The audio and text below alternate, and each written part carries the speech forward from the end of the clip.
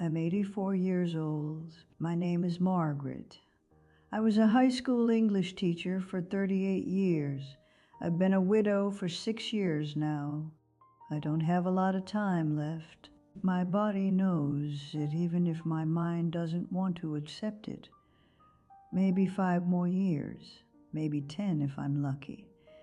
And there's something I need to tell you before I go.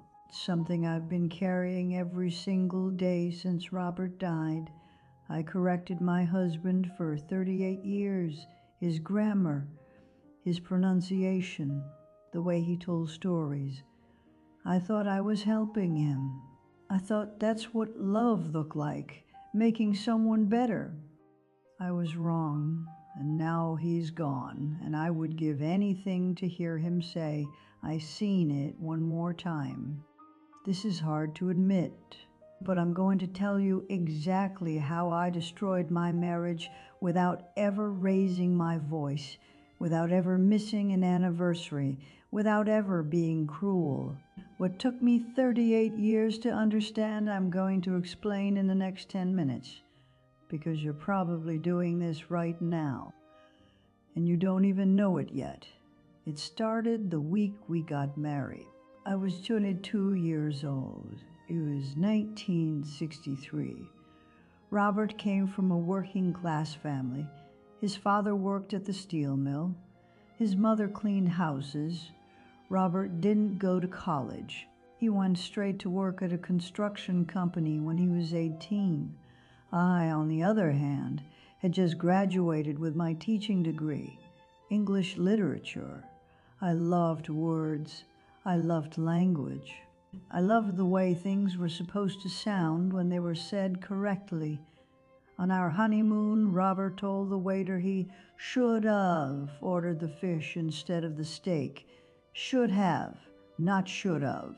I corrected him, right there at the table, gently, with a smile. "It's should have, honey, not should of, honey, not should of." He laughed it off. "You're right. Thanks, Teach. I thought I was being helpful. I thought that's what a good wife does. Helps her husband improve, helps him sound educated, helps him fit into my world." And society agreed with me. My mother said, "You'll polish him up nicely." My friends thought it was sweet that I was teaching him things. Everyone saw it as me elevating him. Nobody told me I was telling him he wasn't good enough. For the next 38 years, I corrected Robert almost every single day. It's "I saw," not "I seen." You can't say irregardless, that's not a word. Nuclear, not nuclear. It's you and I, not you and me. Again and again and again. At breakfast, at dinner, in the car, in front of our kids, in front of our friends, in front of his family. I remember one Sunday in particular. It was nothing special, which is exactly my point. We were at his parents' house for dinner. It was probably 1985. Robert was telling his father about something that happened at work. So I says to him, "You said," I interrupted. "You said to him." Robert stopped mid-sentence, looked at me, smiled that same smile from our honeymoon. "Right," I said to him. And then he just stopped talking, changed the subject. The story was gone. His mother looked at me, didn't say anything, just looked. I told myself it was fine. I was helping him. He'd thank me eventually when he sounded more educated, more professional, more polished. But Robert never got more polished. He just got quieter. By the mid-1990s, our conversations had a rhythm, a pattern. Robert would start to tell me something about work, about something he saw on TV, about something one of the guys said. And I'd wait, listening not to what he was saying, but for the mistake, the grammatical error, the mispronunciation, the wrong word, and then I'd correct it. Actually, it's the word you're looking for is, I think you mean, every single time. I remember one Tuesday night we were watching the news. Robert made a comment about something the reporter said. He used good instead of well. You did good today, the reporter had said to someone. Robert laughed. Yeah, I did good today too. Well, I said, not looking away from the TV. You did well. He didn't respond, just went back to watching. That happened thousands of times. Thousands. Every week for decades. And here's what I didn't understand then. Every correction was a message. Every time I interrupted him to fix his grammar, I was saying, the way you naturally speak is wrong. The words that come out of your mouth need to be filtered through me first. You're not good enough as you are. But I didn't see it that way. I saw myself as helpful, supportive. I was making him better. Our kids grew up watching this, hearing me correct their father at the dinner table, seeing him stop mid-sentence, smile, accept the correction, and then go quiet. My daughter Sarah told me years later after Robert died that she used to feel embarrassed for him. I wanted to tell you to stop, she said, but you seemed so sure you were right. I was sure. That was the problem. By the time we'd been married 25 years, Robert had learned to edit himself before he spoke. He'd pause, think about how to phrase things, choose simpler words that he knew were correct. Our conversations got shorter, simpler, safer. How is work? Fine. What do you want for dinner? Whatever you want. Want to go for a walk? Maybe later. I told myself this was normal. This is what happens after 25 years of marriage. You run out of things to say. You get comfortable with silence. This is maturity. But it wasn't comfort. It was Robert learning that talking to me meant being corrected. So he stopped trying. The thing is, he never got angry, never yelled, never told me to stop. He just accepted it every single time with that same smile, that same, "You're right, Teach," and I loved him. I want you to understand that. I loved Robert more than anything. I thought correcting him was an act of love. I thought I was helping him become his best self. I didn't know I was teaching him that his natural self wasn't good enough for me. If you're doing this right now, you probably don't realize it yet either. You think you're being helpful. You think you're improving your spouse, making them smarter, more articulate, more correct, and society tells you you're right. People praise you for being the smart one in the relationship, for keeping your partner on their toes, for having high standards.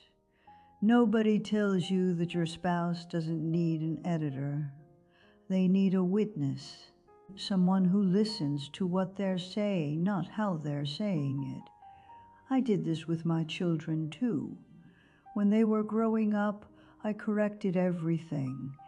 Their grammar at the dinner table, the way they pronounced words, the way they structured their sentences. I thought I was preparing them for the world, giving them an advantage. My son stopped telling me about his day when he was about 12.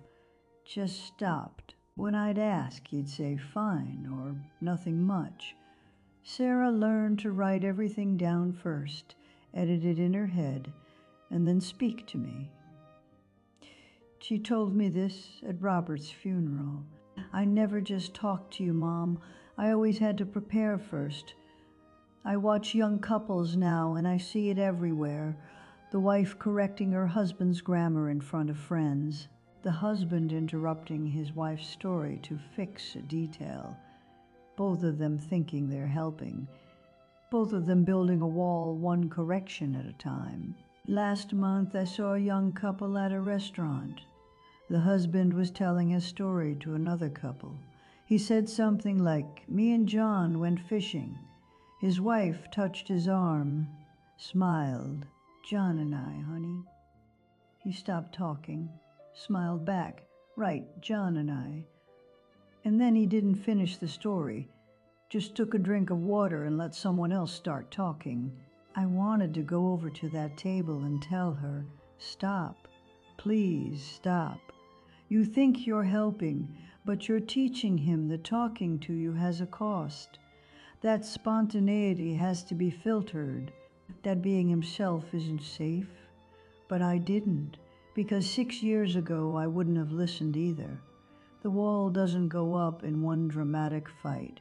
It goes up in 1,000 tiny corrections, 1,000 interruptions, 1,000 moments where you chose being right over being close.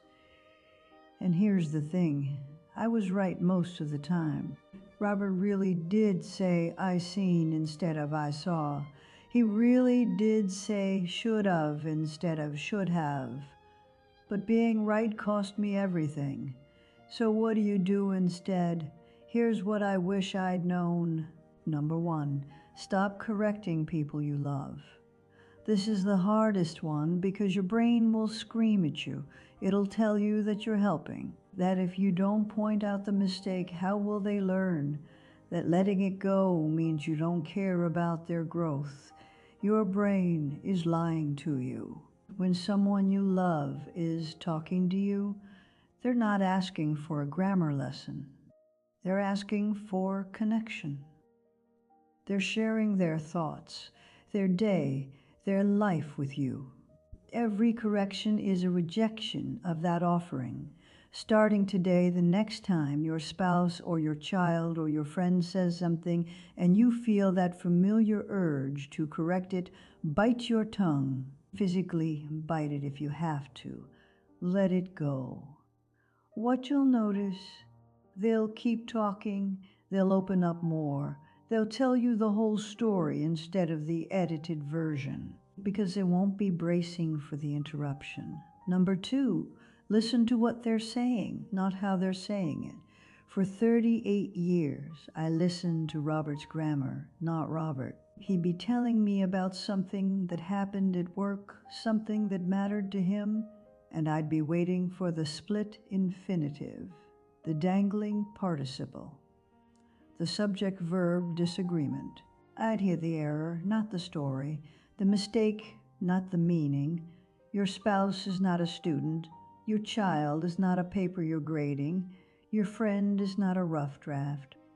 They're people trying to connect with you. Today, tonight, when someone talks to you, force yourself to focus on the meaning. What are they trying to tell you? What do they want you to know? How do they feel? The words are just the vehicle. Stop inspecting the vehicle and look at what it's carrying. Number 3, ask yourself, is this correction worth the cost? Before you correct someone, ask, what am I gaining? What am I losing? Yes, they'll learn the proper grammar, they'll sound more educated, but what's the cost? The cost is they learn that talking to you requires perfect performance. That casual conversation with you isn't casual. It's an exam. The cost is they start editing themselves. Then they start talking less. Then they stop talking altogether. Is the grammatical correctness worth that? I thought it was. For 38 years, I thought it was. I was wrong. Number 4, remember correction is criticism, even when it's gentle. I always corrected Robert gently, with a smile, with love in my voice. It's "I saw, honey." So sweet, so kind.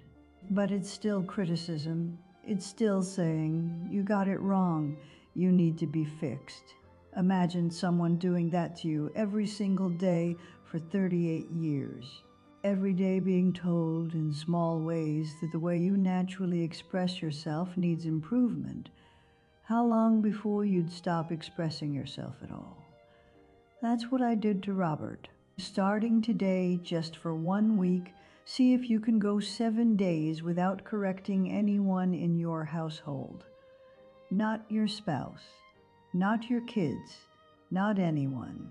7 days, see what happens. I promise you, the world will not end because someone said irregardless. Number 5, praise the effort to connect, not the execution.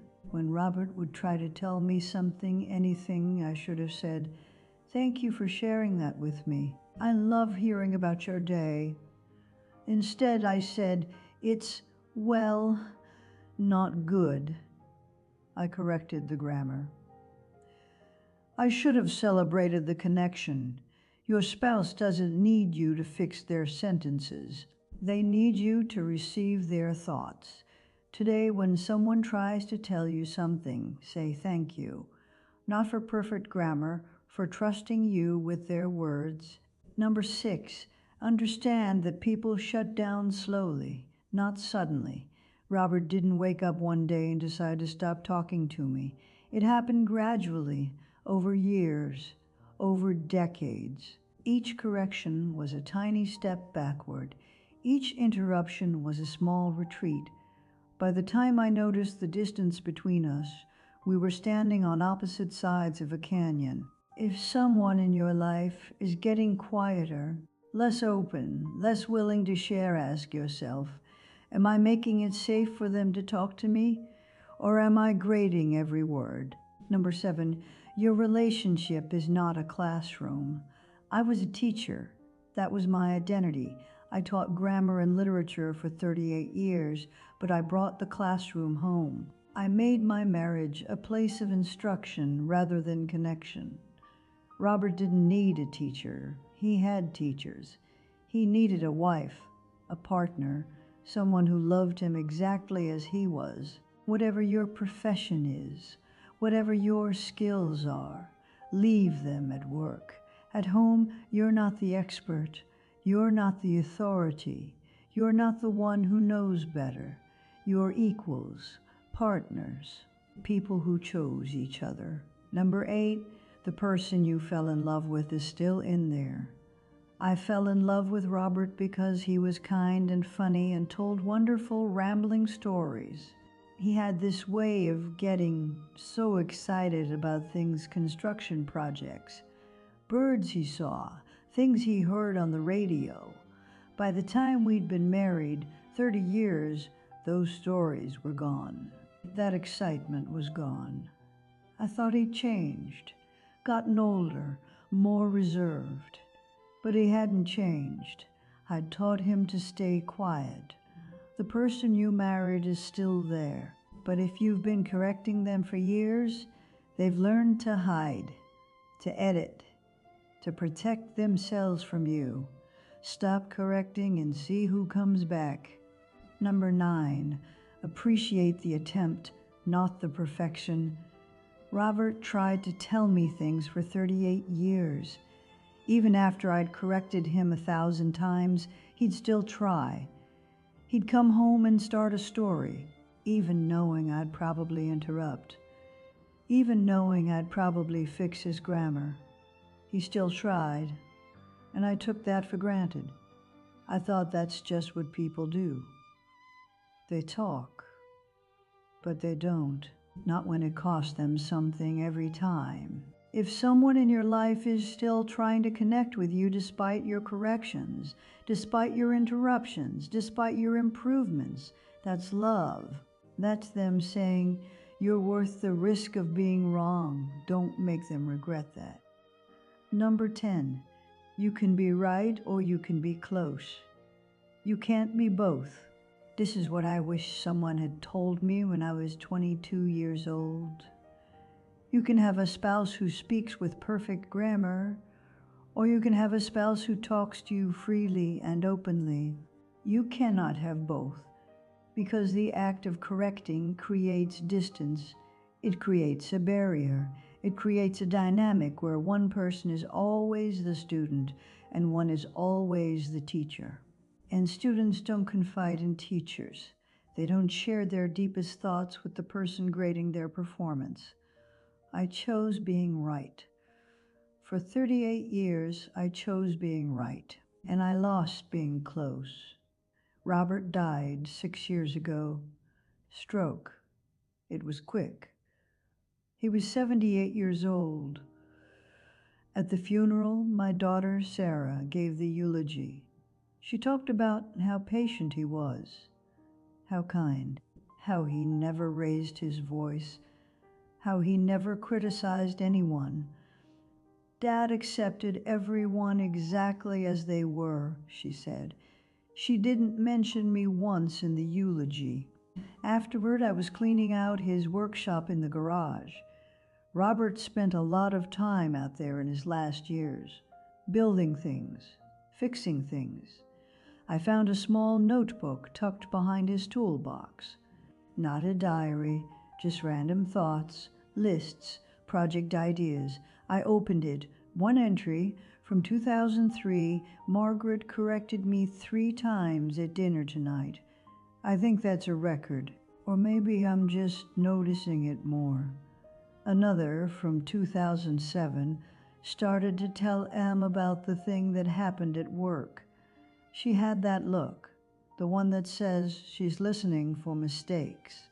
So I just said it was fine. Another from 2012. Sometimes I miss the Margaret I married, the one who laughed at my dumb jokes even when I told them wrong.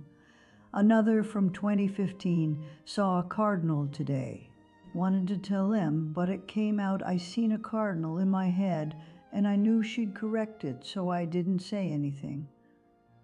I sat on the concrete floor of his workshop and read every entry. 15 years of small notes, small moments, small hurts. And I realized he knew the whole time what I was doing. He just never said anything because Robert loved me. And he thought that's what love was, accepting someone even when they hurt you. I never knew. I told myself he didn't mind, that he appreciated the help, that we were fine, but we weren't fine. Fine was the word he used when he'd given up trying to share himself with me. Now I sit in this house alone, and it's so quiet, really, truly quiet, and I would give anything to hear him mispronounce nuclear one more time, to hear him say, "I seen it," to hear one of his long, rambling stories with all the grammar mistakes intact. But he's gone. Some nights I go out to his workshop and sit in his chair. I can still smell the sawdust. I can still see the way he organized his tools. And I think about all the times he tried to talk to me, all the times he started a story and I interrupted with a correction, all the times he shared something and I focused on how he said it instead of what he said. Thousands of moments, thousands of moments, thousands of opportunities to just listen, to just love him as he was, and I chose grammar instead. I think about the young woman I was at 22, so sure of myself, so certain that helping him speak correctly was an act of love. And I want to go back and tell her, stop, you're not helping, you're hurting. You're building a wall between you and the man who loves you, and by the time you notice, it'll be too tall to climb over. But I can't go back. My kids visit on holidays. We're polite, we have nice conversations, but they edit themselves around me. I can see it. They pause before they speak, choose their words carefully, keep things surface level. I did that. I taught them that talking to me requires caution. And now I'm 84 years old, sitting in a quiet house, and I finally understand what I lost. I lost Robert's stories, his excitement, his willingness to be imperfect around me. I lost my children's trust that I would accept them as they are. I lost 38 years of real intimacy because I thought correct grammar was more important than connection. It's too late for me. Robert is gone. My kids are grown. The patterns are set. But it's not too late for you.